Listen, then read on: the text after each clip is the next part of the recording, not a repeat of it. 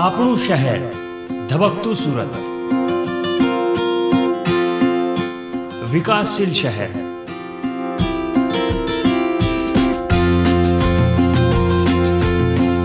ઉદ્યોગ અને વિકાસની નગરી, ક્યારેક ચડતી ક્યારેક પડતી, છે સંઘર્ષની ગાથા.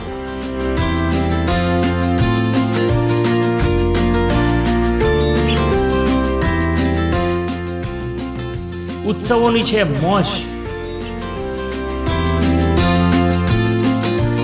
દિવસભરની ઘટનાઓના સમાચાર જુઓ પ્રાઇમ ટાઈમ ન્યૂઝમાં રાત્રે 9 કલાકે.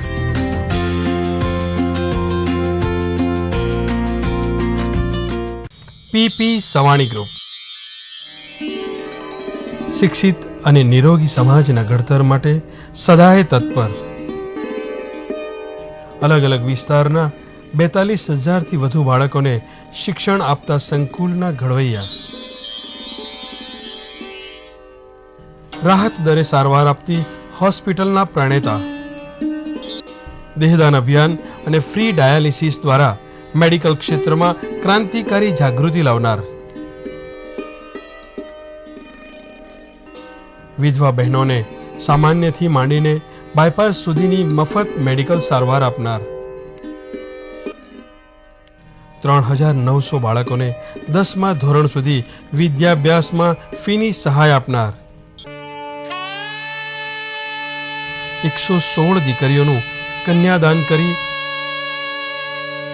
પિતૃધર્મ નિભાવનાર.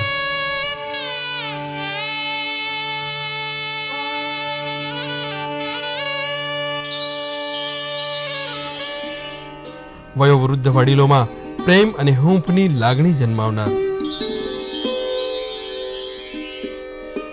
HIV ગ્રસ્ત બાળકોની જનની.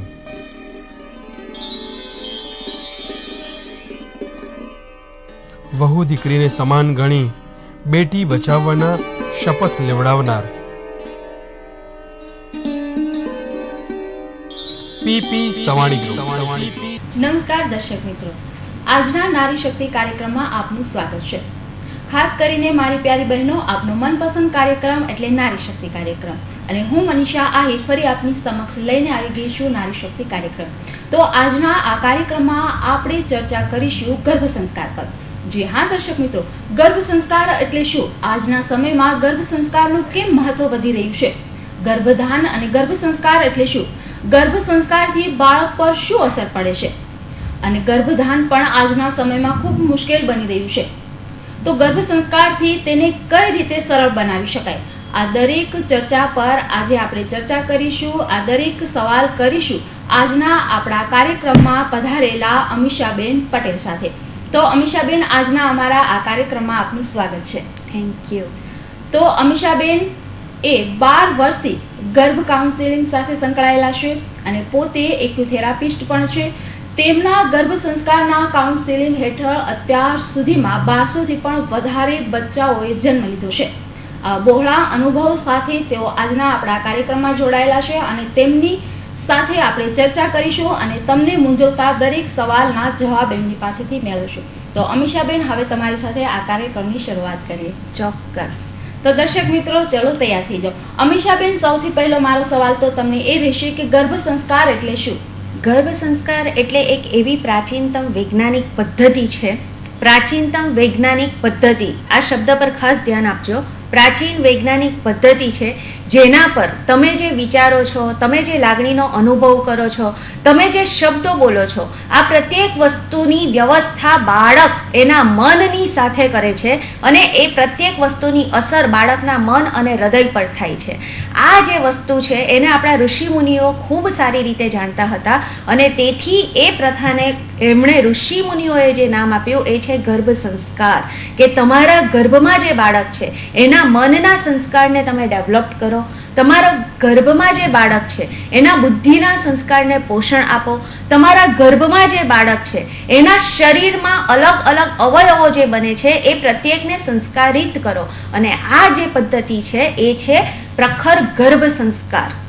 અમીષાબેન, ગર્ભ સંસ્કારની વાત કરી તો પહેલા સમયની પણ તમે વાત કરી કે ઋષિ મુનિઓ વખતથી આ ચાલુ આવે છે, તો એ સમયમાં કોણ કોણ આ ગર્ભ સંસ્કાર કરાવતું હતું અને કઈ રીતે? બરાબર છે. ખરેખર આપણા જે સપ્તર્ષિ ભૃગુ ઋષિથી શરૂઆત કરીને, સુશ્રુત ઋષિથી શરૂઆત કરીને, પાતંજલ ઋષિથી શરૂઆત કરીને પ્રત્યેક ઋષિ મુનિઓ જે છે એ આ ગર્ભ સંસ્કારનો ઉપયોગ કરતા હતા. અને ત્યાર પછી પણ શ્રી કૃષ્ણ ભગવાને પ્રદ્યુમ્નના જન્મ સમયે પણ ગર્ભ સંસ્કાર આ જ્ઞાનનો ઉપયોગ કર્યો હતો. અભિમન્યુના વખતની વાત જે છે આપણને ખબર જ છે કે શ્રી કૃષ્ણ ભગવાન જ્યારે સુભદ્રાને કહેતા હતા ત્યારે સુભદ્રાજી સૂઈ ગયા હતા, અને તે વખતે અભિમન્યુ ગર્ભ પર જે અસર પડી તે કેવી પડી? એ કદાચ બની શકે કે અભિમન્યુએ 7 કોઠાનો જે ભેદ હતો એ શીખી જતે, પણ કદાચ સુભદ્રા માતાના સૂઈ જવાને કારણે એ વસ્તુને ઓળંગી ન શક્યા. તો આ બધા જે દેવી દેવતાઓ છે તેમણે પણ ગર્ભ સંસ્કારનો ઉપયોગ કર્યો છે અને ઋષિમુનિઓ પણ એમનો ઉપયોગ કરતા હતા. અને અમીષાબેન, એટલા માટે જ હવે આજના સમયમાં ગર્ભ સંસ્કારનું ખૂબ જ મહત્વ વધી રહ્યું છે. હું તમને અહીં એ પૂછીશ કે ગર્ભ સંસ્કારની અંદર કઈ કઈ વસ્તુ સંકળાયેલી છે, સગર્ભા માતાને કઈ રીતે ગર્ભ સંસ્કાર શીખવવામાં આવે છે અને તેમને શું ધ્યાન રાખવાનું હોય છે? ગર્ભ સંસ્કારમાં સૌથી વધારે જેનું મહત્વ છે એ છે મેડિટેશનનું, એટલે કે ધ્યાન અવસ્થાનું. માતાના ગર્ભમાં જે બાળક છે, આપણે ત્યાં એવી એટલે અમે જ્યારે ભણેલા ગણેલા લોકોની સાથે માહિતીમાં પરિચયમાં આવતા હોઈએ ત્યારે સૌથી વિશેષ વાત એ છે કે ભણેલા ગણેલાઓનું ધ્યાન જે છે એ પોતાની પર નથી હોતું, પણ આજુબાજુની દુનિયા પર વધારે હોય છે. ઘરની પર, પતિદેવ પર, બહાર શું ચાલી રહ્યું છે એની પર. તો આપણું જે ધ્યાન છે એ સતત ભટકતું ધ્યાન છે. હવે સગર્ભાવસ્થામાં આપણે જે ધ્યાન રાખવાનું છે એ ધ્યાન આપણા બાળકનું રાખવાનું છે, એના મનનું રાખવાનું છે, એની બુદ્ધિનું રાખવાનું છે, એના શરીરમાં જે વિટામિન્સ અને મિનરલ્સ ઘટ પડે છે એની ઘટનાનું રાખવાનું છે. પણ આપણું ધ્યાન કારણ કે પોતે વિચલિત છે તો બાળક પર એની કોઈ અસર થતી નથી. તો માતાએ સૌથી પહેલાં તો મેડિટેશનને સગર્ભાવસ્થામાં પ્રાયોરિટી આપવી જોઈએ. ત્યાર પછી આવે છે આહાર ચિકિત્સા. બાળકના આહાર ચિકિત્સાની જ્યારે પણ અમે વાત કરતા હોઈએ ત્યારે અમે એવું કહેતા હોઈએ કે ઘરે ઘરે હવે આયુર્વેદિક ડૉક્ટરો અવેલેબલ છે. એ લોકો જ નક્કી કરતા હોય છે કે અમારા સમયમાં આ સારું હતું, અમે આ ખાધું છે, તો પુત્રવધૂને કહે છે કે તું પણ આ ખા. પણ ત્યારનો જે સમય હતો, ત્યારનું જે વાતાવરણ હતું, ત્યારનો જે ખોરાક હતો, ત્યારની જે આપણી પાચન શક્તિ હતી તે અત્યારે તમારી પુત્રવધૂમાં નથી. અને બની શકે કે એ ખોરાક તમને આપો તો તમારા માટે એ સારો છે, પણ જો કદાચ એની પ્રકૃતિને અનુકૂળ નથી તો એ એના માટે વિષનું પણ કામ કરશે. એટલે આહાર ચિકિત્સા એક એવી પ્રાચીનતમ આયુર્વેદિક આહાર ચિકિત્સાનો ઉપયોગ કરો જેમાં બાળકના અલગ અલગ અવયવો દરેક અઠવાડિયાની સાથે બને છે. દરેક અઠવાડિયામાં બાળકનું એક નવું અવયવ બનતું હોય છે. તો એ નવા અવયવ જે રીતે ડેવલપ થાય છે એ રીતે તમારા બાળકને આહાર આપો. આંતરડા ડેવલપ થાય છે તમારા બાળકના, તો આંતરડાને બૂસ્ટ કરે એવા રેચક પદાર્થો જ બાળકને આપો. બાળકની બુદ્ધિનો કોઠો જે છે એ 2 મહિના સુધીમાં ડેવલપ થાય તો ત્યારે મેક્સિમમ આયર્ન ઓરિએન્ટેડ અખરોટ છે, બદામ છે, એવા જ ખોરાક માતાને આપો. ત્યારે તમે જો એને સમજો કે ભાજી આપો છો તો એનો કોઈ અર્થ જ નથી. પણ જ્યારે જે અવયવ બને છે એ અવયવ ઓરિએન્ટેડ ચિકિત્સા સગર્ભા માતાને મળવી જોઈએ, જેથી કરીને બાળકના અલગ અલગ અવયવો જે બને છે એ અલગ અલગ અવયવો એ આહાર અનુસાર એના વિટામિન્સ અને મિનરલ્સ એબ્ઝોર્બ કરે અને બાળક તંદુરસ્ત આવે.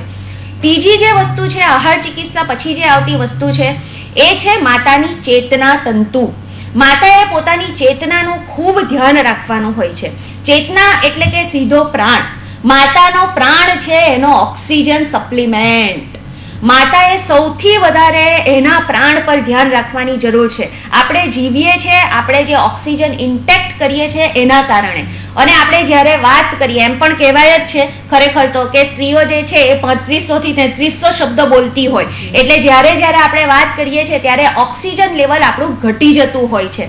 આમ પણ દરેક વખતે માસિક આવવાને કારણે આપણી હિમોગ્લોબિન ડેફિશિયન્સી બોલે છે. એટલે કે આપણે એક તો હિમોગ્લોબિનલી બી વીક છે અને તેમાં પણ આપણે પાણીને દરેક વખતે ચૂકી જઈએ છીએ પીવાનું. આપણે એટલું પણ ધ્યાન રાખતા નથી કે દર 1.5 કલાકે, દર 1 કલાકે મારે પાણી પીવાનું છે. તો પાણીના કમ્પાઉન્ડમાં, વોટર મોલિક્યુલ કમ્પાઉન્ડમાં જ H2O છે કે ભાઈ તમે ઇન્ટેક્શન નથી કરતા ઓક્સિજનનું, તો પાણી પીવાને કારણે પણ ઓક્સિજન તમારી અંદર પ્રવાહિત થશે, જે બાળક માટે ખૂબ જરૂરી છે. તો ત્રીજી જે વસ્તુ આવે એ છે સગર્ભા માતાનું ઓક્સિજન ઇન્ટેક્શન. કે માતા કેટલી બ્રીધિંગ એક્સરસાઇઝ કરે છે, માતા કેટલી પ્રાણાયામ કરે છે. જેટલો ઓક્સિજન સપ્લિમેન્ટ સગર્ભા માતાનો સારો હોય એટલું બેટર તમારા બાળકના લંગ્સ આવશે. અને તમારા બાળકના લંગ્સ એટલે કે એના ફેફસા જે છે તે એનો પ્રાણ છે, એની આત્મા છે. જેનું ફેફસા સૌથી વધારે મજબૂત હોય એ બાળક કોન્ફિડન્સ લેવલે સૌથી વધારે બેસ્ટ હોય. તમારે જો બાળક કોન્ફિડન્ટ લાવવું છે તો તેના માટે તમારા બાળકના ફેફસા સૌથી વધારે બેસ્ટ અને એક્ટિવ હોવા જરૂરી છે. જેનો ઓક્સિજન સપ્લાય સારો તે બાળક સૌથી વધારે કોન્ફિડન્ટ હોય. એટલું મારું ધ્યાન રાખો વાલી માતાઓ. અને સગર્ભાવસ્થામાં હંમેશા ઓક્સિજન ઇન્ટેકને ધ્યાનમાં રાખીને પ્રાણાયામ જે છે એનું ચયન રાખો. તો આ 3 વસ્તુ પ્રાયોરિટી લિસ્ટમાં આવે. ત્યાર પછી અમે બ્રેઇન સ્ટોર્મિંગ એક્સરસાઇઝ થોડીક અમે માતાને આપતા હોઈએ, થોડી ફિઝિકલ એક્સરસાઇઝનો ઉપયોગ કરતા હોઈએ અને આ રીતે એક માતાનો શેડ્યુલ અમે 9 મહિના દરમિયાન ફોલો કરાવતા હોઈએ. એટલે ગર્ભ સંસ્કારની અંદર ખાસ કરીને એમનું મેડિટેશન, Yes. આહાર અને બીજું ઓક્સિજન Yes. ખૂબ સારું એને Yes. મળવું જોઈએ અને Yes. એ પ્રાણાયામમાંથી જ મળે છે. Yes, exactly. તો ખાસ કરીને મારી બહેનો અમીષાબેને જે કીધું કે ગર્ભ સંસ્કારનું મહત્વ એટલા માટે વધી જાય છે કે ગર્ભ સંસ્કાર દરમિયાન ઓક્સિજન ખૂબ સારો મળવો જોઈએ, આહારની આપણી જે પ્રકૃતિ છે એ ખૂબ સારી હોવી જોઈએ અને મેડિટેશન જરૂરી હોવું જોઈએ. અને એટલા માટે જ આજના સમયમાં ગર્ભ સંસ્કારનું મહત્વ વધી રહ્યું છે. અમીષાબેન, અહીં ગર્ભ સંસ્કારની વાત નીકળી છે તો હું તમને એ પણ પૂછીશ કે ગર્ભ સંસ્કારનું આજના સમયમાં કેમ એટલું બધું મહત્વ વધી રહ્યું છે? ખરેખર મને એવું લાગે, 12 વર્ષથી હું આ કાર્યક્ષેત્રમાં છું મનીષાબેન, પણ મને એવું લાગે છે કે પહેલાના સમયમાં જરૂર હતી એના કરતાં આજે સૌથી વધારે જરૂર છે. કારણ કે માણસ જેમ જેમ એજ્યુકેટ વધારે થતો જાય છે તેમ તેમ એ પોતાની આંતરિક ચેતનાથી વિભક્ત થતો જાય છે. ખરેખર આજના સમયના લોકોને સૌથી વધારે ગર્ભ સંસ્કારની જરૂર છે કારણ કે તમારી પોતાની જ પ્રકૃતિ જે છે એ ચંચળ છે. આજે કોઈ પણ માણસ એક જગ્યાએ શાંતિથી બેસીને પોતાનું કામ કરી શકતો નથી. કદાચ કરતો હશે તો પણ 5-5 મિનિટે ફોન ચેક કરે છે, વોટ્સઅપ ચેક કરે છે, ફેસબુક ચેક કરે છે, કોઈનો કંઈ મેસેજ આવ્યો એ ચેક કરે છે. ટૂંકમાં આપણી ઇન્ટરનલ વૃત્તિ જે છે એ એટલી ચલિત થઈ ગયેલી છે, ચંચળ થઈ ગયેલી છે કે આપણે આપણી જિંદગી પરના ગોલ પર જ ફોકસ નથી રાખી શકતા. અને આપણે બધા બાળક ઈચ્છીએ છીએ કે એકાગ્ર ચિત્ત વાળું બાળક આવવું જોઈએ, તો ઇટ ઇઝ નોટ પોસિબલ. તો આજની પેઢીને તો ખાસ જરૂર એટલા માટે છે કારણ કે એ પોતે પોતાની એકાગ્રતાથી ચલિત છે. તો તમે પણ ખાસ ધ્યાન રાખો, સગર્ભાવસ્થામાં એકાગ્રતાનો અભ્યાસ ખાસ કરો જેથી કરીને તમારું બાળક પણ એકાગ્રચિત્ત આવે. પ્લસ વાત પ્રકૃતિ તમે તમારા બાળકને નહીં આપો કારણ કે જેનું ચિત્ત એકાગ્ર નથી એ વાત પ્રકૃતિનું કહેવાય. અને વાત પ્રકૃતિનું માણસ હોય એ હંમેશા દોડતું ચાલતું ભાગતું જ રહેલું હોય. તો આજના જે લોકો છે એ કામ ઓરિએન્ટેડ વર્કોહોલિક પીપલ છે એકચ્યુઅલી. અને વર્કોહોલિક પીપલ હોવાને કારણે એ લોકોનું ધ્યાન પોતે જે કામ કરે છે એમાં છે, પોતાની પર નથી. આજે માણસ વારંવાર ગુસ્સો કરતો થઈ જાય છે, કોઈ પણ વાત નથી હોતી અને ગુસ્સો કરે છે. આજે માણસે નથી બોલવું તેમ છતાં પણ બોલાઈ જાય છે અને એ કહે છે કે મેડમ મારે બોલવું નથી પણ હું બોલી નાખું છું, સમજી નાખો છો. તો હવે એની કોઈ પણ ઇન્દ્રિય એની કાબુમાં નથી. પહેલાના લોકો એક હતા કે જેને બોલવું હોય તો જ બોલે. કેમ? કારણ કે એમની ઇન્દ્રિય એમના કાબુમાં હતી. આપણી એક પણ કર્મેન્દ્રિય કે જ્ઞાનેન્દ્રિય આપણા કાબુમાં નથી. આપણે મેડિટેશન કરવા બેસીએ ત્યારે બી આપણું મન જે છે એ વિચાર તો બીજે જ કરતું હોય. ઇટ મીન્સ કે આપણી જ્ઞાનેન્દ્રિય પણ આપણા કંટ્રોલમાં નથી. હવે સમજી લો, જેની કર્મેન્દ્રિય કંટ્રોલમાં નથી, જેની જ્ઞાનેન્દ્રિય કંટ્રોલમાં નથી, તેના બાળકની કઈ વસ્તુ કંટ્રોલમાં હશે?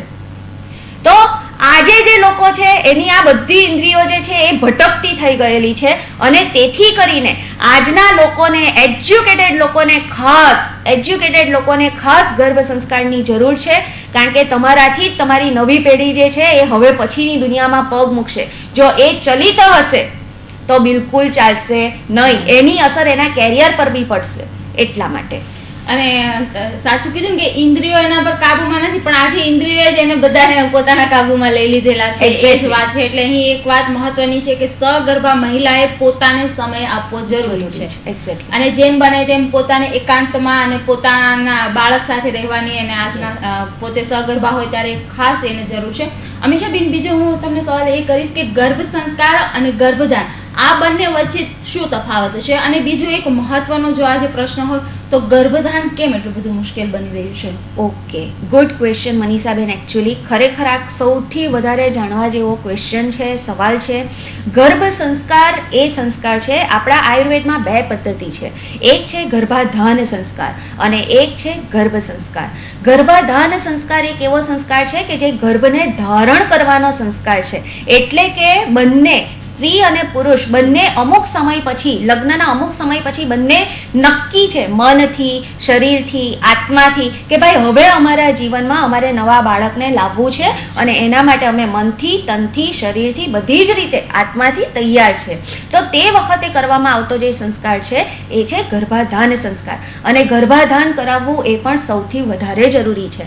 કારણ કે અત્યારે ડેફિશિયન્સી જે છે એ એવું નથી કે પ્રોબ્લેમ ખાલી સ્ત્રીઓનો જ હોય છે. જે તમારો બીજો સવાલ છે તે કે કેમ ગર્ભાધાન મુશ્કેલ બનતું જાય છે, એનું કારણ છે કે આજે આપણે એટલા બધા કેઓસમાં જીવીએ છીએ. આજે દુનિયા એટલી બધી આગળ વધી ગઈ છે. આગળ દુનિયા ચાલે છે એટલે આપણે એને પકડવા પાછળ ભાગીએ છીએ અને એમાં આપણી દોડ જે છે એ આપણી શક્તિ કરતાં વધારે થાય છે અને એના કારણે આપણે થાકી જઈએ છીએ. રાતે આવીએ ને તો આપણને થાક લાગે છે ઘરે આવીને. કેમ? કારણ કે દુનિયાની લયમાં આપણે આપણી જાતને બાળી નાખીએ છીએ. ડિપ્રેશન પણ એટલા માટે છે, સ્ટ્રેસ પણ એટલા માટે થાય છે અને આ બધાની અસર જે છે એ સ્ત્રી બીજ પર થાય છે અને પુરુષ જે છે એ પણ દોડતો ભાગતો છે. એટલે આ બધી જ વસ્તુની અસર, ફ્રસ્ટ્રેશન, પુરુષને હંમેશા ફ્રસ્ટ્રેશન વધારે આવે. ઘરે આવે ને એટલે તરત તું મારું ભાણું કાઢી દે, મારે ખાવું છે, આજે તો મગજ તંગ થઈ ગયું છે. ટૂંકમાં એ જે બહાર કેઓસમાંથી આવે છે, બહારની ચલિત વૃત્તિમાંથી આવે છે, ચલિત દુનિયામાંથી આવે છે, તો એની અસર એના શુક્ર પર થાય છે. તો શુક્ર પણ જે ક્વોલિટીનું હોવું જોઈએ એવું બનતું નથી અને સ્ત્રી બીજ પણ જે ક્વોલિટીનું હોવું જોઈએ એ ક્વોલિટીનું બનતું નથી. Because of stress, because of extra work, because of extra thinking. આપણે એટલું બધું થિંકિંગ કરી નાખીએ છીએ કે હજુ તો 2 દિવસ પછી આપણે કશે જવાનું હોય તો 5 દિવસ પહેલા તો આપણે બોરિયા બિસ્તરા પેક કરીએ છીએ. તો આ જે બધી વસ્તુ છે એ ઇનફર્ટિલિટી બાજુ આપણને લઈ જાય છે અને આનો રેશિયો અત્યારે જે છે એ 60% છે.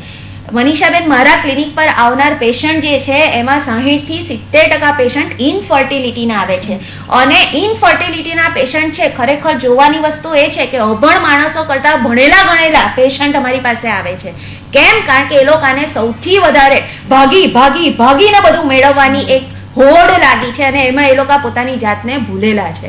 અને તેથી ગર્ભાધાન સંસ્કાર એ શુક્ર અને સ્ત્રી બીજને પોષિત કરનાર સંસ્કાર છે કે જો તમે શુક્ર અને બીજ પર જ કામ કરી લો તો તમારું બાળક જે આવશે એ સૌથી ઉત્તમ ક્વોલિટીનું આવશે. તો ગર્ભાધાન સંસ્કાર એ ખરેખર બધાએ કરાવવો જ જોઈએ. અને આયુર્વેદમાં ત્યાર પછીનો જે સંસ્કાર છે એ છે ગર્ભ સંસ્કાર. ગર્ભ સંસ્કાર એટલે ભ્રૂણ પર થતો સંસ્કાર કે જેમાં હવે તમારા ગર્ભમાં બાળક સ્થિર થઈ ગયું છે. હવે તમારે એ નથી જોવાનું કે તમારું શુક્ર કેવું હતું કે સ્ત્રી બીજ કેવું હતું. હવે તમારે જોવાનું છે કે મારી અંદર જે ભ્રૂણ આવીને બેઠેલું છે એનું મન જ્યારે ડેવલપ થાય છે તો એનું મન કેવું સારામાં સારું બને. એની બુદ્ધિ જ્યારે આવે છે ત્યારે એની બુદ્ધિ કેવી પ્રભાવી બને. એના જે દરેક અવયવ આવે છે એ દરેક અવયવ કેવી રીતે તંદુરસ્ત બને. આ બધી વસ્તુની જે વિશેષ માહિતી અને જવાબદારી માતા લે છે એ છે ગર્ભ સંસ્કાર. તો ગર્ભ સંસ્કાર એ તમારા ગર્ભમાં સ્થિર થયેલા ભ્રૂણ માટેનો સંસ્કાર છે અને ગર્ભાધાન સંસ્કાર એ સ્ત્રી અને પુરુષ તૈયાર છે કે ભાઈ હવે અમે બચ્ચા માટે રેડી છે તો તેના માટે કરવાનો આયુર્વેદિક સંસ્કાર છે. અને ખૂબ સરસ અમીષાબેન, તમે આ બંને તફાવતને ખૂબ સારી રીતે સમજાવ્યો અને મને આશા છે કે આ તફાવતને બહેનો પણ ખૂબ સારી રીતે સમજી ગયા છે. અમીષાબેન, તમે શું કહેશો એવા કપલને કે જે ભાગ દોડમાં જ માને છે, પોતાને સમય પણ નથી આપવા માંગતા, મતલબ પોતાની પત્નીને કે પત્ની પોતાના પતિને, તો અહીંયા શું ખાસ આજના સમયમાં ધ્યાન રાખવા જેવું છે? અમારા ક્લિનિક પર અમે કાલે રાત્રે હું 11:30 વાગે મારા ક્લિનિક પરથી આવી. એટલા માટે હું મારા ક્લિનિક પરથી 11:30 વાગે રાત્રે આવી કારણ કે 8 વાગ્યાનું 4 કપલનું કાઉન્સેલિંગ હતું જે ગર્ભાધાનનું કાઉન્સેલિંગ હતું. એનો સમય જ અમે રાત્રે 8 થી 10 નો રાખીએ જેથી કરીને ભાઈઓ જે છે એ ફ્રી થાય તો રાત્રે આવી શકતા હોય છે. તો આ જે વસ્તુ છે કે કેમ જરૂરી છે કે ભાઈ સ્ત્રી જે છે એ પતિદેવને સમય નથી આપતી અને પતિદેવ જે છે એ સ્ત્રીને સમય નથી આપતા. આનું સીધું રિઝલ્ટ તમને એ મળશે કે તમારું બચ્ચું જે છે એ તમને બંનેને સમય આપવાનું નથી. સમજી લો. પણ સૌથી મહત્વની વસ્તુ એ છે કે તમારે એ જાણવાની જરૂર છે કે તમારે જો બાળકના માટે તૈયાર થવું છે તો તમારે સમય તો આપવો જ પડશે. અને તેથી કરીને સ્ત્રીએ પુરુષને માટે કે પુરુષે સ્ત્રીને માટે સમય આપવો એના કરતાં જરૂરી છે કે તમે બંને જે બાળક ઈચ્છો છો એ બાળકને માટે પહેલેથી 3 મહિના પહેલા એકબીજાને સમય આપતા થાઓ. કારણ કે તમે જેટલા માનસિક સ્વસ્થ રહેશો, એકબીજાની સાથે પોતાના જીવનનું શેરિંગ કરશો, એકબીજાની સાથે કોમ્યુનિકેશન કરશો, તો સતત એ કોમ્યુનિકેશન, એ વહાલ, એ લાગણી, એ પોતાની આંતરિક ફિલિંગની દરેક અસર તમારા બોડીના મોલિક્યુલ પર થાય છે, અણુ પર થાય છે. અને અણુ પર તમારું બાળક બને છે શેમાંથી? તમારા એક કોષ પરમાંથી તમારું બાળક બને છે. તો તમારા પતિ અને તમારી પત્ની, આ પતિ અને પત્નીનું જો અણુબંધ સૌથી સ્નેહાળ, પ્રેમાળ અને લાગણીસભર હોય તો તમારું જે બાળક છે એ પણ એ જ અણુથી 3 મહિના પછીથી આવશે.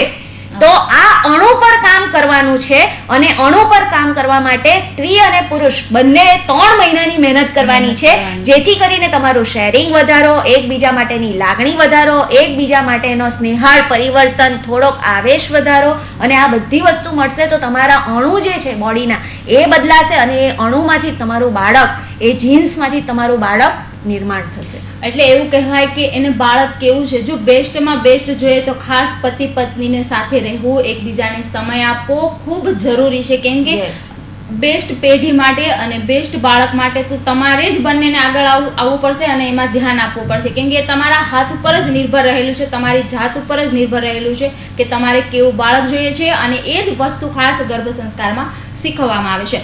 હું અહીં તમને એ પૂછીશ કે ગર્ભ સંસ્કારના આટલા વર્ષોથી તમને બહોળો અનુભવ છે, તમે ક્લિનિક પણ ચલાવો છો, તો થોડા ગર્ભ સંસ્કારના ઉદાહરણો અમારા દર્શક મિત્રોને આપજો. ચોક્કસ. અત્યારે જ ગયા અઠવાડિયે જ મારા 2 બાળકો આવ્યા. એકચ્યુઅલી એની વાત હું તમને ચોક્કસ કરીશ, કારણ કે આજે એ લોકો પણ આપણો પ્રોગ્રામ લાઈવ જોઈ રહ્યા હશે એવું હું માનું છું. તો મારી એક છોકરી હતી, એનું નામ હતું જ્યોતિબેન. અને એ જે જ્યોતિબેન હતા એમનું પોતાનું વજન જે હતું એ 40 થી 42 કિલોનું હતું માત્ર. એમની જે ઉંમર હતી એ 37 વર્ષની હતી. જ્યારે એ મારી પાસે આવ્યા ત્યારે એમનો પહેલો પ્રશ્ન હતો કે અમીષાબેન, મારી ઉંમર તો હવે વટાવી ચૂકેલી છું, હવે મારું હોર્મોનલ લેવલ ડિસ્ટર્બ છે, પણ હવે મારું બાળક કન્સીવ થઈ ગયું છે, તો હું શું કરું એમ. અને ત્યાર પછી એના ગર્ભ સંસ્કારની યાત્રાનો અમે પ્રારંભ કર્યો. થયું એવું કે એ છોકરી મારી એટલી સરસ કે એને જે અમે લોકો કહીએ તે પ્રત્યેક વસ્તુ એ દીકરી કરતી હતી. પણ થયું એવું કે 8.5 મહિને ડૉક્ટરે એને કીધું કે તારા બાળકનું જે વજન છે એ માત્ર 1 અને 700 છે. સમજો, કોઈ માતાને 37 વર્ષની ઉંમરે, એક તો લેટ કન્સીવેશન, અને એને ખબર પડે છે કે એના બાળકનું જે વજન છે એ 1 અને 400 જ છે, અને ગાયનેકોલોજિસ્ટે એને કીધું કે હવે કોઈ પણ સંજોગોમાં 8.5 મહિના પછી કોઈ પણ બાળકનું વજન વધતું નથી. અને એ એવી હાલતમાં મારી પાસે આવ્યા કે હવે અમીષાબેન શું કરવું એમ. હવે તમે વિચારો કે જે માતા છે એનું પોતાનું વજન 40 કિલો છે, 8.5 મહિના એને પસાર કરી દીધેલા છે. મેં સિમ્પલ એમને એક જ વાત કીધું કે ડૉક્ટર એ ભગવાન હોતા નથી. તમે ધારો તો 8.5 મહિના પછી પણ આપણા બાળકનું વજન વધી શકે છે. તમે ખાલી મને સહયોગ કરો, આપણે તમારા બાળકનું વજન 2 કિલોની ઉપર તો લાવી જ દઈશું. અને ગેરંટીથી હું કહું છું કે આપણા બાળકનું વજન 2 કિલોની ઉપર આવશે જ. તમે માનશો નહીં, 3 દિવસ પહેલા જ એણે દીકરીનો જન્મ કરાવ્યો. એમણે મને કીધેલું કે મારે એક આગળ બાળક છે અને તે મેલ છે, તો મારે હવે દીકરી જોઈએ છે.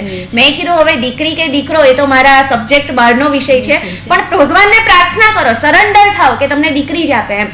અને એ દીકરી અમે જેમ જેમ વોટર મોલિક્યુલ થિયરી શીખવતા હોઈએ એની સાથે એ પ્રયોગ કરતી હતી, એણે મૂક્યું, જીવનમાં ઇમ્પ્લિમેન્ટ કર્યું. અને તમે ખરેખર જુઓ કુદરતનો મિરેકલ, જેમાં ડૉક્ટર પોતે અચંબિત થઈ ગયા કે 8.5 મહિને જેનું વજન 1 ને 700 છે, 3 દિવસ પહેલા જે બચ્ચાનો જન્મ થયો અને તેનું વજન 2 કિલો ને 100 ગ્રામ. સંપૂર્ણ સ્વસ્થ દીકરી, બિલકુલ લાઇટમાં રાખવી નથી પડતી, કોઈ તકલીફ નથી. અને આજે સવારે નહીં પણ 2 દિવસ પહેલા જ એની સાથે હું વાત કરીને જ આવી કે મેડમ એટલી સરસ દીકરી છે કે આંખ ઠરી જાય છે એમ.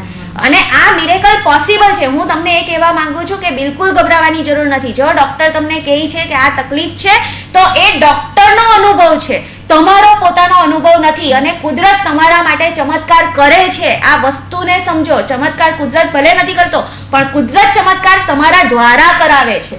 તો it is always possible for anyone કે તમે તમારા ચમત્કારનો, તમે તમારા વિશ્વાસનો અને શ્રદ્ધાનો વિજય કરો, અને ત્યાંથી ડૉક્ટર આમ હશે અને તમારી શ્રદ્ધા આમ હશે.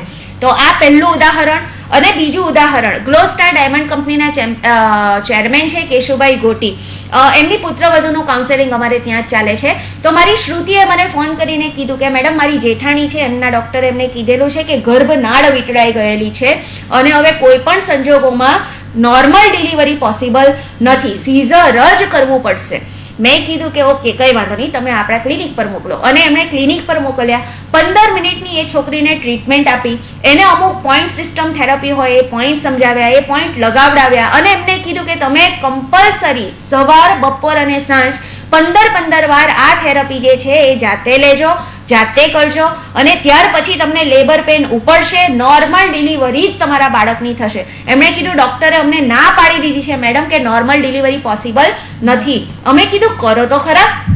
અને 2 દિવસ પછી શ્રુતિબેનનો ફોન આવ્યો કે મેડમ નોર્મલ ડિલિવરી થઈ ગઈ અને બાળકનું જે વજન છે એ છે 3 કિલો ને 300 ગ્રામ.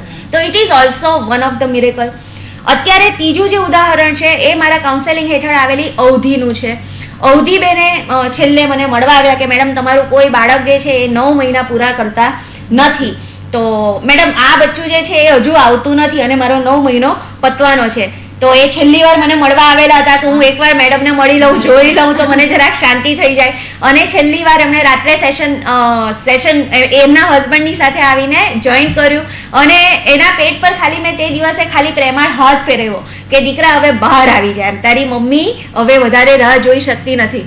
તમે માનશો નહીં દર્શક મિત્રો, મારી પ્રેમાળ માતાઓ, તે જ દિવસે રાતે એ છોકરીને લેબર પેન ઉપડ્યું અને બીજા દિવસે ફોન આવ્યો કે મેડમ 3 કિલો ને 300 ગ્રામની લક્ષ્મીજી આપણા ઘરે આવી છે, એને તમારી જ જરૂર હતી કે તમે હાથ ફેરવો ને એ બહાર આવે.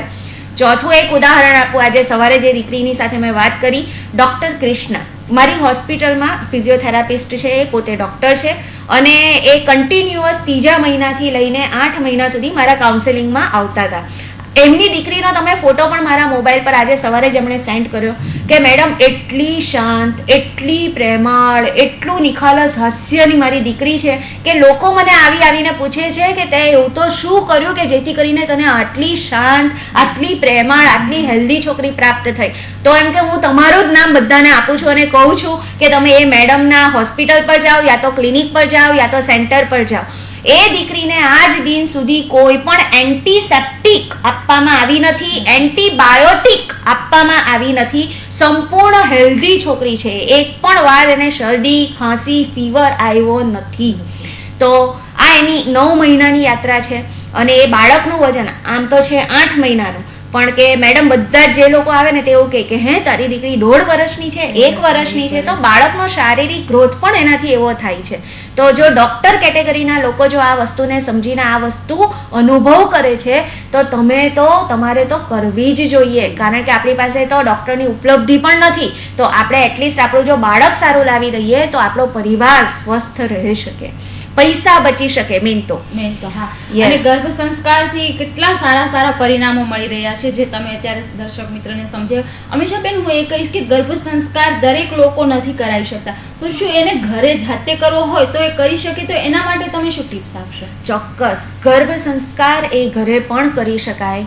ખરેખર તો માતાઓએ થોડા સમય માટે પોતાના રૂમમાં અલગથી બેસીને પોતાના ધ્યાનની અવસ્થાને એકાગ્રતાથી જોવાની જરૂર છે, સ્થિર રાખવાની જરૂર છે. એણે નિત્ય પ્રાણાયામ, એટલે કે તમે કદાચ કુંભક અને રેચક તો કરતા જ નથી, અનુલોમ વિલોમ પણ નથી કરતા, પણ જો તમે સિમ્પલ એક ડીપ બ્રીથિંગ કરી શકો, ઇન્હેલેશન અને એક્ઝેલેશન કરી શકો, શ્વાસ લઈ શકો અને શ્વાસ છોડી શકો, આ ક્રિયા પણ જો 15 મિનિટ કરશો તો પણ તમારા બાળકના માટે સારું રહેશે. પ્લસ તમે પેપરમાં આવતા નાના જે કોયડાઓ છે, સુડોકુ છે, આ જે બ્રેન સ્ટોર્મિંગ એક્સરસાઇઝ છે એ તમે ઘરે કરશો તો પણ તમારા બાળક પર એની ખૂબ સારી અસર થશે. તમે બીજું કશું જ ન કરી શકો તો કંઈ વાંધો નહીં, પણ તમને જે દિવસે ખબર પડે છે કે તમે પ્રેગ્નેન્ટ છો, યુપીટી ટેસ્ટ તમારો પોઝિટિવ આવે છે, તે દિવસથી લઈને 9 મહિના સુધી દરેક દિવસે 2 પાના તો વાંચીને સૂઈ જઈશ, આ સંકલ્પ કરીને તમે સૂઈ જાઓ. આ સંકલ્પને તમે પાડો. એમાં પછી લગ્ન આવે એટલે રહી ગયું, પછી કાલે અમે ફ્રેન્ડને ત્યાં ગયા હતા, મોડું થઈ ગયું એટલે સૂઈ ગયા, આવા કોઈ એક્સક્યુઝિસ કે બહાના નહીં બતાવો, પણ તમે કમિટેડ રહો કે 2 પાના હું વાંચીશ જ. પ્લસ પાણી કમ્પલસરી પોતાના 1.5 કલાકે 1 ગ્લાસ પાણી પીવાની વસ્તુને એપ્લાય કરો. ડૉક્ટર જે પ્રિસ્ક્રિપ્શન આપે છે દવાના, તે દવાની સાથે સાથે એક ટિપ્સ મારી પણ લઈ લો કે જે અખરોટ તમે રાતે ખાઓ છો એના બદલે રાત્રે સૂવો ત્યારે કમ્પલસરી 2 અખરોટ રાતે ખાઈને જ સૂઈ જાઓ. એનું કારણ છે કે બચ્ચાનું મગજ રાતે પણ કામ કરે છે. એવું નથી કે તમે સૂઈ ગયા એટલે બચ્ચું પણ સૂઈ ગયું. બચ્ચાના અવયવો અને બચ્ચાનો વિકાસ તો રાતે સૌથી વધારે થાય છે. તો મગજ તો રાતે એનું સૌથી વધારે ડેવલપ થાય છે અને મગજને ડેવલપ કરવા માટે આયર્નની જરૂર છે. તો ડેઈલી રાતે સગર્ભા માતાઓએ કમ્પલસરી અખરોટ ખાઈને જ સૂઈ જાઓ. આટલી વસ્તુને તમે ફોલો કરો. તમારે બીજે કશે ગર્ભ સંસ્કાર નહીં કરાવવું હોય, તમે જાતે પણ તમારા ગર્ભને સંસ્કારિત કરી શકો છો. ફોકસ રાખો કે તમે જે બોલો છો એ એવું બોલો કે જે બીજાને ગમે, બીજાના હૃદયને હીલ કરી શકે. એવા શબ્દો ઉચ્ચારો કે જેમાં અપશબ્દોનો પ્રયોગ તમે નહિવત કરો. કારણ કે તમે જ્યારે પણ શબ્દો બોલશો, તમારું બાળક એ સૌથી પહેલા સાંભળે છે. તમારું બાળક કેવા શબ્દો બોલે આ વખતે તમારે વિચારવાની જરૂર છે. તમારે જો તમારા બાળક પાસે પ્રભાવી શબ્દ ભંડોળ ભેગું કરવું છે તો તમારા શબ્દાવલીમાં આ પ્રભાવી શબ્દોને જોડી દો, જેથી કરીને એની સીધી અસર તમારા બાળક પર તમારે કરવા થાય. તો આ બધી વસ્તુનું ધ્યાન રાખો. એનાથી તમે ઘરે બેસીને પોતે પણ ગર્ભ સંસ્કાર પોતાની સેલ્ફને જ આપી શકો. તમારા બાળક માટે તમે એ કરી શકો. એટલે પોતાને થોડો સમય આપો, એકાંત રહો, પ્રેમાળ રહો, વાંચન રાખો અને પાણી પીવાનું વધારે રાખો. અને જો આ જો માતા કરશે તો એમને બીજે ગર્ભ સંસ્કાર કરાવવાની જરૂર નથી, કેમ કે એ પોતે જાતે જ કરી રહ્યા છે અને એના થકી તે ખૂબ જ સારું એવું મિરેકલ બાળકને જન્મ આપી શકે છે. ચોક્કસ. અમીષાબેન, બીજું હું એ પૂછીશ કે આ સગર્ભા મહિલાઓની વાત કરી, ગર્ભ સંસ્કારમાં આવતી મહિલાઓને તમે જે પ્રમાણે એને ફોલો કરવાની કહો છો, એ ચાર્ટ કે એ પ્લાન જે આપતા એ કરે છે, પણ સગર્ભા મહિલાની સાથે તેના પરિવારની શું જવાબદારી વધી જાય છે? એ દરમિયાન પરિવારની શું ભૂમિકા હોય છે અને પરિવારે શું ખાસ ધ્યાન રાખવા જેવું છે? સૌથી વધારે મારો ગમતો પ્રશ્ન મનીષાબેન તમે મને કર્યો છે. આજે જે રીતે સમય ચાલે છે એમાં અત્યારે જ આ બધા કન્સેપ્ટ તમે જે સવાલ પૂછ્યો એ સવાલ એકચ્યુઅલી મારા મગજમાં 8 વર્ષથી ઘૂમરાતો હતો. કારણ કે હું 12 વર્ષથી આ ક્ષેત્રમાં છું અને 12 વર્ષથી મારી દીકરીઓને હું કાઉન્સેલ કરાવું છું. તો મારું જે કાઉન્સેલિંગ હોય એ દીકરી અને હું બંને અમે લોકો કરતા હોઈએ, પણ વચ્ચેનો પરિવાર આવે. અમે જે વસ્તુ કરીએ ને તો એ ઘરે જાય એટલે એના સાસુમાં કે ના ના કેમ આ નહીં ખાવાનું, અમે તો ખાતા હતા, તો તું પણ ખા, તારા માટે પણ સારું છે. એના સસરાજી કે ના ના એમાં શું થાય, કામ તો કરવું જ જોઈએ ને, એમાં શું આરામ કરવાનો, તારે કામ કરવાનું જ છે એમ. એના હસબન્ડ જે હોય એ રાતે એની પર ગુસ્સો કરે, કારણ કે એણે જે છે એ ઉઠા પટકતા કંપનીમાં કરી છે, બોસ એને ખીજાય છે તો ગુસ્સો આવીને એ મારી છોકરી પર કરે. આ બધી જ વસ્તુ એ છોકરી સહન કરે અને મારે ત્યાં મેડિટેશન કરે. હવે તમે વિચારો કે 1 કલાક એ મેડિટેશન કરે છે અને 23 કલાક જે લોકોની વચ્ચે રહી છે, તો સૌથી વધારે અસર કોની થશે? મેડિટેશનની કે 23 કલાક જે લોકોની વચ્ચે રહે છે એ લોકોની ઉર્જાની? તો આ કન્સેપ્ટ મારા મગજમાં છેલ્લા 8 વર્ષથી હતો. પણ અત્યારે ઈશ્વરની કૃપા અને માતા રાનીના દિવસો ચાલે જ છે, તો મારી પર તો માતા રાનીની વિશેષ કૃપા છે એવું હું હંમેશા માનું છું. તો માતા રાનીના આશીર્વાદથી અત્યારે જ કદાચ આખા ગુજરાતમાં નહીં પણ આખા ઇન્ડિયા લેવલે આપણે પહેલીવાર એવો પ્રયત્ન મૂક્યો છે and it is implemented in the world કે ફેમિલી કાઉન્સેલિંગ અમે ગર્ભ સંસ્કારનું ચાલુ કર્યું છે. It is a new Ira of this new world કે ભાઈ તમારા પુત્રવધૂને ત્યાં બાળક આવવાનું છે, પારણું બંધાવવાનું છે, એના ગર્ભમાં બાળક છે, તો સાસુમાં પણ આવે છે એ કાઉન્સેલિંગ માટે, એના સસરાજી પણ આવે છે કાઉન્સેલિંગ માટે અને એના પતિદેવ પણ આવે છે એ કાઉન્સેલિંગ માટે. પતિદેવ જે છે એ એના મન સાથે જોડાયેલા વ્યક્તિ છે અને સાસુ સસરાજી જે છે એ એના બુદ્ધિ અને શરીરની સાથે જોડાયેલા વ્યક્તિઓ છે. આ 4 જણ ફેમિલી, આ 4 જણ આવે એટલે મારી છોકરી અડધી તો ત્યાં જ સંરક્ષિત થઈ જાય. કારણ કે સસરાજીને અમે સમજાવતા હોઈએ કે જુઓ તમારા બાળકના આંતરડા બને છે એના ગર્ભમાં, જુઓ તમારા બાળકનું સ્ટમક બને છે તમારી પુત્રવધૂના એમાં ગર્ભમાં, તો તમારે એની સામે જોરથી બોલવું નહીં. કેમ નહીં બોલવું? કારણ કે તમે જ્યારે બી જોરથી બોલો છો એક વસ્તુ હંમેશા માર્ક કરજો, જ્યારે જેની પર ગુસ્સો કરો છો ને તમે, તેનું તરત જ ફૂડ ઇન્ટેક્ટ ઘટી જાય છે. એ ખાઈ નથી શકતો જેની પર તમે ગુસ્સો કરો છો તે, એટલે કે એનું સ્ટમક હેંગ થઈ જાય છે. અને તમે જો ગુસ્સો કરો છો, યા તો અપશબ્દ બોલો છો, યા તો ઊંચા અવાજમાં તમારા પુત્રવધૂની સાથે વાત કરો છો, તો સીધું તમારા બાળકનું તે વખતે જો 3.5 મહિનો ચાલતો હશે અને બાળકનું આંતરડું તૈયાર થતું હશે તો તમારા બાળકના આંતરડાની અને સ્ટમકની સિસ્ટમ વીક આવશે. એટલે કે ઇનડાયજેસ્ટિવિટીનો અપચાનો પ્રોબ્લેમ તમારું બાળક જે છે એ ગર્ભમાંથી જ લઈને આવશે. પછી તમે બહાર આવીને ફરિયાદ કરશો કે આ બાળકને તો ગર્ભ સંસ્કાર કરાવ્યું પણ વારે વારે એને તો પેટમાં દુખે છે, વારે વારે એને તો ઝાડા થઈ જાય છે, અને તો કબજિયાત છે. એનું કારણ ગર્ભ સંસ્કાર ખરાબ છે એવું નથી, એનું કારણ 23 કલાક જે માહોલ છે એ કદાચ સુવ્યવસ્થિત એને નથી મળતો અને એની સીધી અસર એ માતા પર થાય છે. તો પરિવારની એક ભૂમિકા છે, પરિવાર એક એવું તત્વ છે, પરિવાર એક એવો એકમ છે આપણી જિંદગીનો કે એ 4 એકમને આપણે સાચવી લઈએ. સગર્ભાવસ્થા દરમિયાન 9 મહિના દરમિયાન જો સસરાજી એની પુત્રવધૂને સાચવે, જો સાસુજી એની પુત્રવધૂને સાચવે, જો એના પતિદેવ એની પત્નીને સાચવે, આ એકમ જો એક જ દીકરીનું એટલું ધ્યાન રાખે તો એના બાળકના દરેક અવયવ એટલા સારા આવશે કે જેથી કરીને તમે આજીવન તમારા બાળકને બુદ્ધિશાળી, બુસ્ટ અને તંદુરસ્ત અનુભવ કરી શકશો. તો પારિવારિક ફેમિલી કાઉન્સેલિંગ અમે હમણાં જ ચાલુ કરાવ્યું છે અને હવે મારે ત્યાં જે પણ મારા ક્લિનિકમાં આવીને મારું પીટી સેશન લે છે એ બધાને માટે કમ્પલસરી છે કે ફેમિલીમાં જ કદાચ સાસુ સસરાજી નહીં આવવા માંગે તો એમના માટે ફોર્સફુલ નથી, પણ એના પતિદેવે તો આવવાનું જ.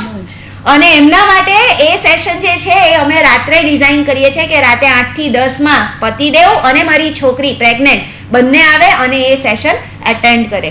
તો આ એક પ્રયત્ન છે જેથી કરીને પારિવારિક માહોલ પણ આપણે બાળકને બેસ્ટ આપીએ. તો કારણ કે તમારા પતિદેવ તમારા મનની સાથે સંકળાયેલી વસ્તુ છે, પ્રોડક્ટ છે, તો તમારા બાળકનું મન કેવું તમને જોઈએ? જેનું મન સારું એનું જીવન સારું. આપણે એવું છે ને, જૈસા મન વૈસા તન વૈસા જીવન.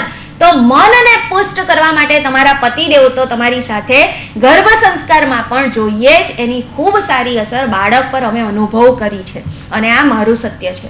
અને એ સાચી વાત છે, કેમ કે ગર્ભ મહિલા પોતાનું બધું જ ધ્યાન રાખશે. જો પરિવારનો સાથ નહીં મળશે તો પછી એ પોતાનું ધ્યાન રાખશે તો પણ એનો કોઈ ફાયદો નથી. એટલે ખાસ સમજવા જેવું છે, ખાસ કરીને દર્શક મિત્રો, કે સગર્ભા મહિલા સાથે પતિએ, એના સાસુએ, એના સસરાએ કે એની નણંદે ચોક્કસ ખૂબ સારું વર્તન કરવાની જરૂર છે અને એ 9 મહિના જરૂર છે, તાકી એ 9 મહિના બાદ જે બાળક તમારા હાથમાં આવે છે એ બધી જ રીતે સક્ષમ છે, તંદુરસ્ત છે અને તમે જે ચાહો છો તે એ પોઝિટિવ એનર્જીથી સરભર એ બાળક છે. અને આવું જો બાળક જોતું હોય તો પરિવારે સગર્ભા મહિલાને, સગર્ભી સ્ત્રીને સાથ આપવો ખૂબ જરૂરી છે. અમીષાબેન, બીજો પ્રશ્ન હું અહીં એ કરીશ કે ગર્ભ સંસ્કારની સાથે કઈ કઈ વસ્તુને સાંકળવામાં આવે છે? બીજે ગર્ભ સંસ્કાર થાય છે અને તમારે ત્યાં થાય છે, તો આના વચ્ચે શું તફાવત જોવા મળે છે? બરાબર છે, ઓકે.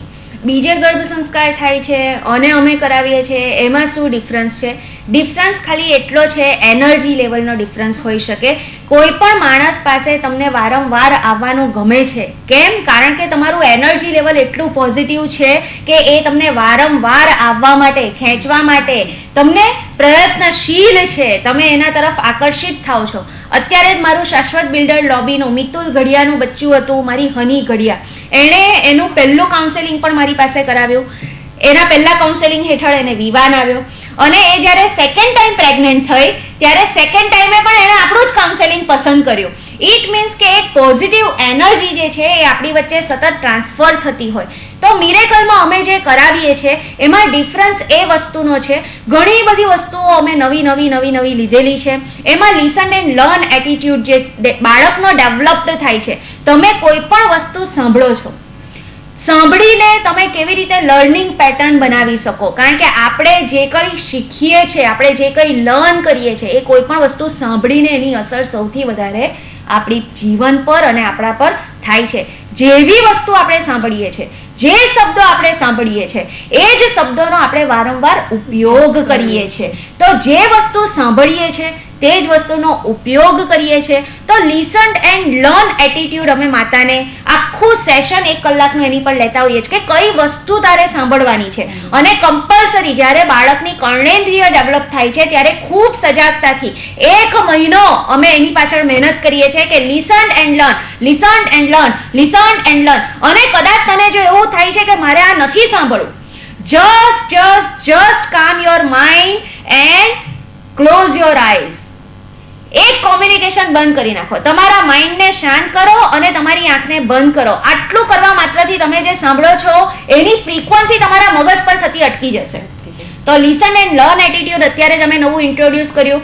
ત્યાર પછી અમે જે લઈએ છીએ ડોક્ટર મસારોનું ઇમોટોની વોટર મોલિક્યુલ્સ ક્રિસ્ટલ થેરપી, જેનાથી તમે તમારી બોડીના 70%, બીકોઝ આપણી બોડી જે બની છે એ મારા છોકરાઓ 70% પાણીથી બની છે, અને તમારું બાળક જે ગર્ભજળમાં રહે છે એ બી 70 થી 80% એ બાળક ગર્ભજળમાં જ રહે છે. ઇટ મીન્સ કે વોટરી સિસ્ટમમાં રહે છે.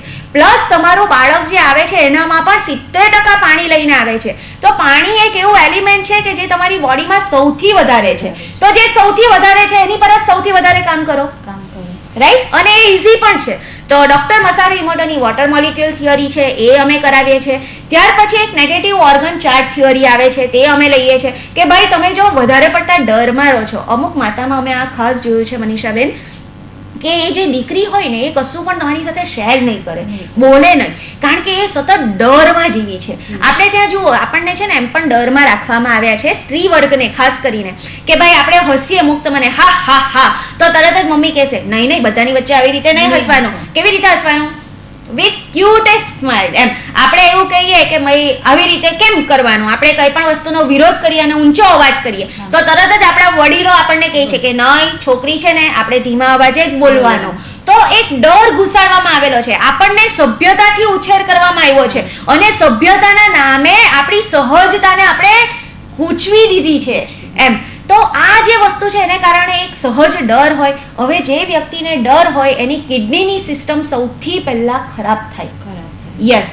તો નેગેટિવ ચાર્ટ ઓર્ગન થિયરી અમે માતાની લઈએ કે જો તમને કોઈ એવો સૂક્ષ્મ ભય છે, કારણ શરીરમાં છે, તમારા સૂક્ષ્મ શરીરમાં છે કે તમારા શારીરિક અંતઃ શરીરમાં છે, આ ત્રણ શરીરમાં ક્યાંય પણ તમારો સૂક્ષ્મ ડર છે, તો એ ડરને તમે સગર્ભાવસ્થા દરમિયાન દૂર રાખો, એનાથી થોડો કિનારો કરો, નહીતર તો એની સીધી અસર થશે કે તમારા બાળકને કિડનીજન્ય રોગો આવશે, એને કિડનીમાં કદાચ પથરી આવી શકે, એને પેશાબમાં બળતરા થઈ શકે, એને ઇન્ફેક્શનરી ડિઝીઝ થઈ શકે.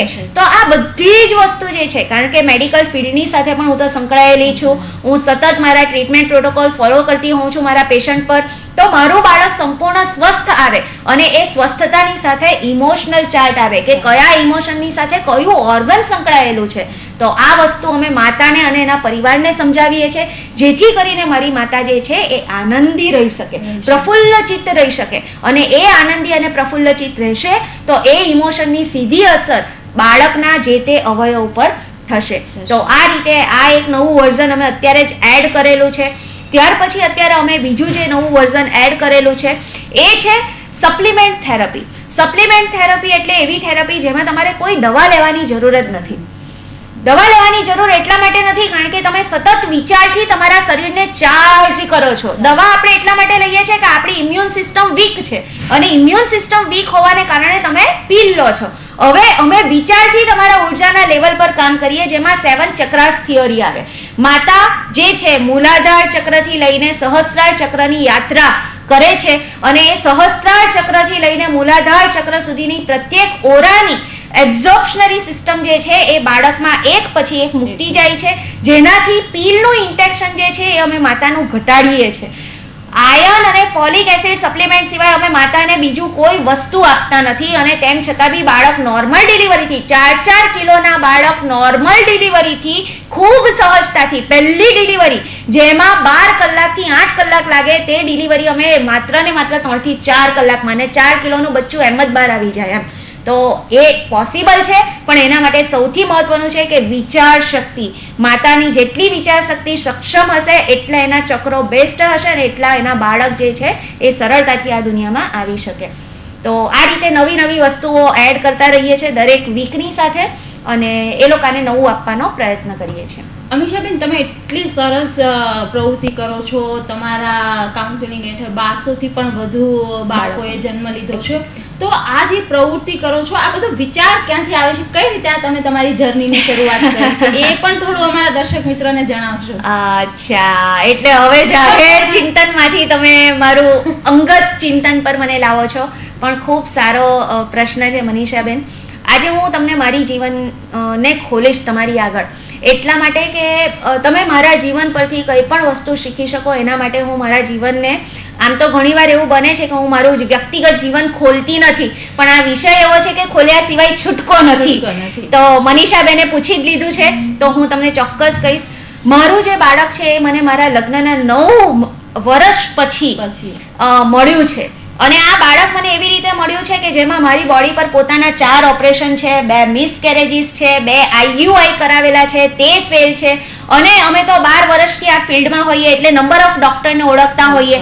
તેમાં છેલ્લે અમે જે ટ્રીટમેન્ટ લીધી 2002 થી અમે રખડતા હતા બાળકના માટે, તેમાં આ બધી જ વસ્તુ મારા શરીર પર થઈ ચૂકી છે. અને ત્યાર પછી ડોક્ટર બેન્કરે મને છેલ્લે એવું કીધું કે અમીષાબેન, you lost your fallopian tube and you lost your ovary. હવે કોઈ પણ કાળે ટેસ્ટ ટ્યુબ બેબી સિવાય તારી પાસે ચાન્સ જ નથી કે તને તારું બાળક થાય.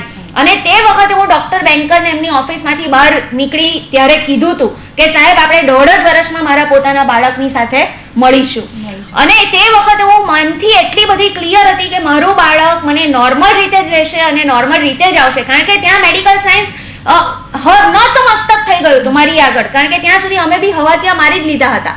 તો 7 વર્ષ સુધી રખડીને મને ખબર પડી કે આ કોઈની પાસે મારી બીમારીનો ઈલાજ નથી. અને તેથી કરીને મેં જે છે ઋષિ મુનિઓના ચોપડાને ખોડ્યા, શાસ્ત્રોને ઉથલાવ્યા, અને એમાંથી મને એક સૌથી બ્યુટીફુલ વસ્તુ મળી જે છે એક્યુપ્રેશર. અને એ વસ્તુનો ઉપયોગ મેં મારી પર કરવાનો શરૂ કર્યો. ત્યારે તો હું ભણેલી પણ નહીં હતી આ બધી વસ્તુ technologically and by the biologically. તો એ બધી જ વસ્તુને મેં મારી પર ઇમ્પ્લિમેન્ટ કરી. અને ત્યાર પછી તમને ખૂબ આશ્ચર્ય થશે મનીષાબેન, માત્ર ને માત્ર 7 મહિનામાં મેં મારી દીકરીનું કન્સીવેશન કર્યું. 7 મહિના આ બધી થેરાપી મેં જાતે મારી જાત પર આપી અને નોર્મલ રીતે મેં મારી દીકરીનો બર્થ કરાવ્યો એમ. અને નોર્મલ રીતે મેં મારી બાળકના આટલા બધા કોમ્પ્લિકેશન હોવા છતાં બી કન્સીવ કર્યું. અને અત્યારે એટલા માટે મારા ક્લિનિકમાં આવનાર હરેક પેશન્ટને હું એવું નથી જોતી કે આ પેશન્ટ આવ્યું છે, હું એવું જોઉં છું કે આ બીજી અમીષા છે. હવે મારી પર જે વીતી ને તે હું આની પર તો નહીં જ વિતાડીશ. આ જ મહિને 7 કેસ IVF ના, જેમાં 4 IVF ના ડોક્ટરોએ, ટેસ્ટ ટ્યુબ બાળકો લાવનાર ડોક્ટરોએ જે છોકરીને ના કહી દીધેલી કે હવે તમારું કન્સીવેશન પોસિબલ નથી, તમારે તમારા સ્ત્રી બીજ બનતા નથી એટલે બીજા ડોનર પાસેથી લેવા પડશે. આ જ મહિને 7 કન્સીવેશન અમે આ નેચરલ ટ્રીટમેન્ટ દ્વારા કરાવ્યા. અને તેમાં એને પોતાના જ બીજથી પોતાનું જ બાળક કન્સીવ કરાવ્યું એમ. તો એવા 7 કેસ છે મારા છોકરાઓ. તો આ મારી જિંદગીનો એકચ્યુઅલી પેન છે. મારું પ્રોફેશન જે છે એ મારા પેનમાંથી જન્મ લીધેલું છે. અને આજે મારું જે પેન છે એ મારું પેશન છે. અને મારા પેશનમાં, કારણ કે ત્યારે અમે નવા છૂટા થયેલા હતા ઘરથી, પરિવારથી, તો તે વખતે મને હંમેશા એવું હતું કે મારી દીકરીનો ઉછેર હું એવી રીતે કરીશ કે દુનિયા મને એવું કહેશે કે વાહ, કેવું પડે તારી દીકરી એમ. અને ખરેખર ત્યારે બધી જ વસ્તુ જેમ જેમ સમજણ હતી તેમ તેમ હું કરતી હતી. અને એક્ઝેક્ટલી અત્યારે મારી જે દીકરી છે તે એવી જ છે. તમે કારેલા આપો, કંટોલા આપો, તમે કોઈ પણ સબ્જી આપો, કોઈ દિવસે છોકરી એવું નથી કહેતી કે મારે ખાવું નથી એમ. તો બીજાને કદાચ સેન્ડવિચ, પીઝા, બર્ગર અને ઢોકળા જોઈતા હોય, પણ મારી છોકરી જે પણ હશે તે ખાઈ જ લેશે.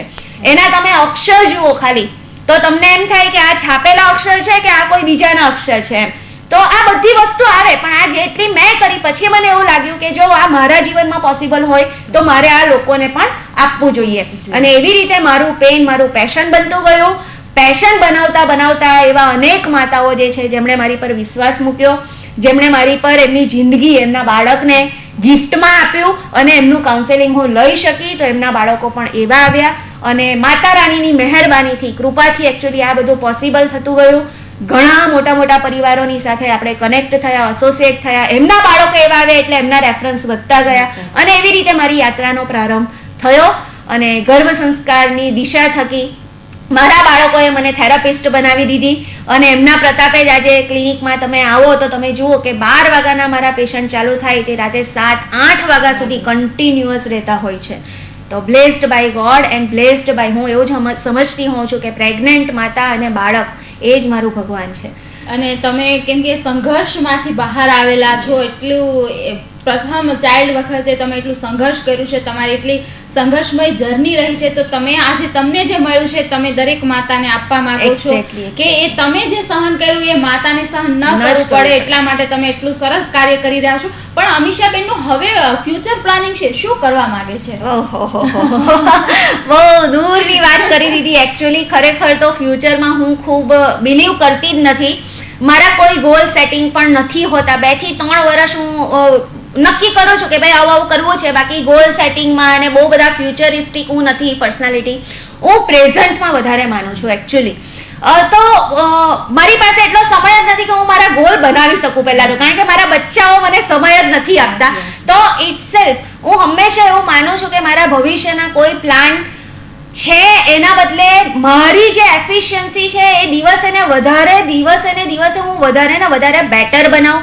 મારું જે રિઝલ્ટ છે જે અત્યારે હું 2 થી 3 મહિનામાં આપું છું, ભવિષ્યમાં એવું થશે કે હું કોઈ પણ વ્યક્તિ મારી પાસે આવે એને 1 કે 2 મહિનામાં હું કન્સીવ કરાવી દઈશ. તો મારો ટ્રીટમેન્ટ પ્રોટોકોલ બહુ નક્કી છે કે મારે કેવી રીતે કામ કરવાનું.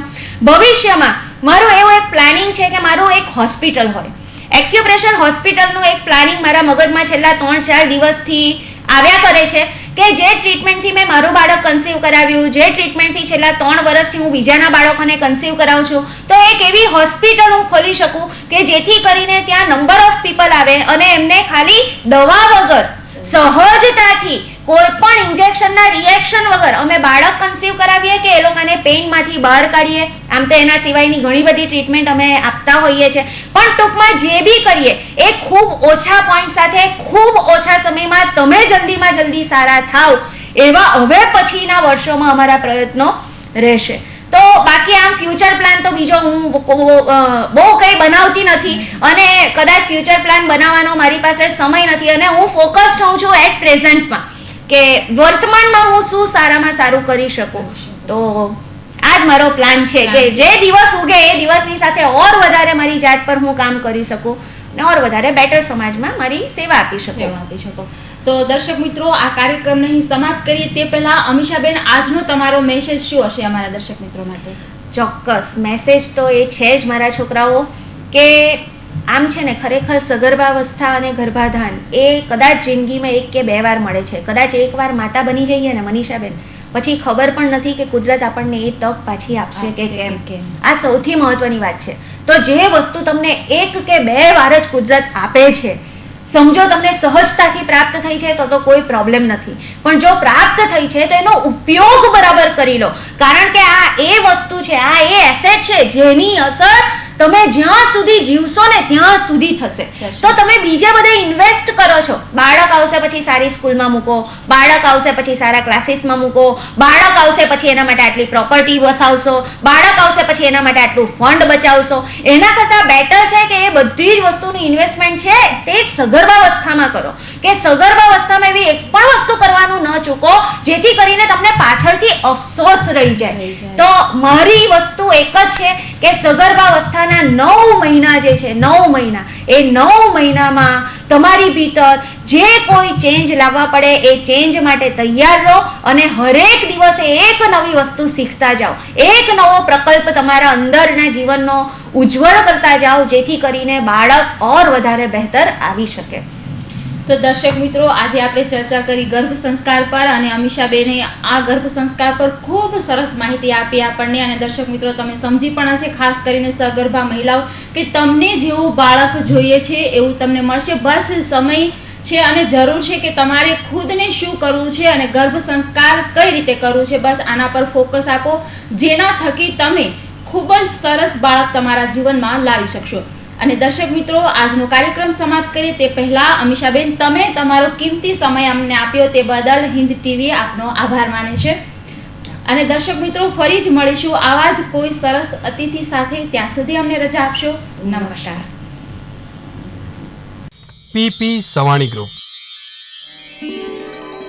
શિક્ષિત અને નિરોગી સમાજના ઘડતર માટે સદાય તત્પર. અલગ અલગ વિસ્તારના 42,000થી વધુ બાળકોને શિક્ષણ આપતા સંકુલના ઘડવૈયા. રાહત દરે સારવાર આપતી હોસ્પિટલના પ્રણેતા.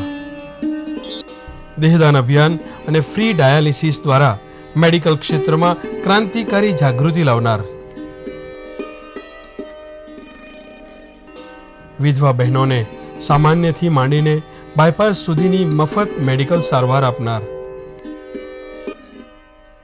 3,900 બાળકોને 10મા ધોરણ સુધી વિદ્યાભ્યાસમાં ફીની સહાય આપનાર. 116 દીકરીઓનું કન્યાદાન કરી પિતૃધર્મ નિભાવનાર,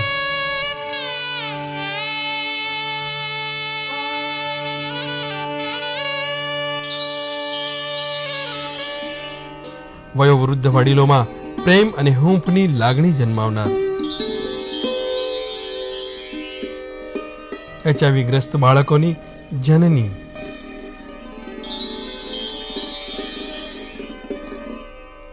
વહુ દીકરીને સમાન ગણી બેટી બચાવવાના શપથ લેવડાવનાર, પીપી સવાણી ગ્રુપ. આપણું શહેર ધબકતું સુરત, વિકાસશીલ શહેર.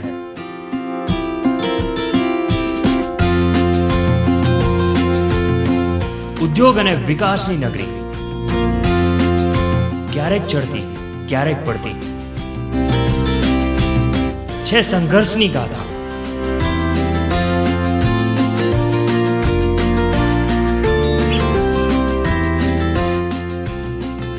ઉત્સવોની છે મોજ. દિવસભરની ઘટનાઓના સમાચાર જુઓ પ્રાઇમ ટાઈમ ન્યૂઝમાં રાત્રે 9 કલાકે.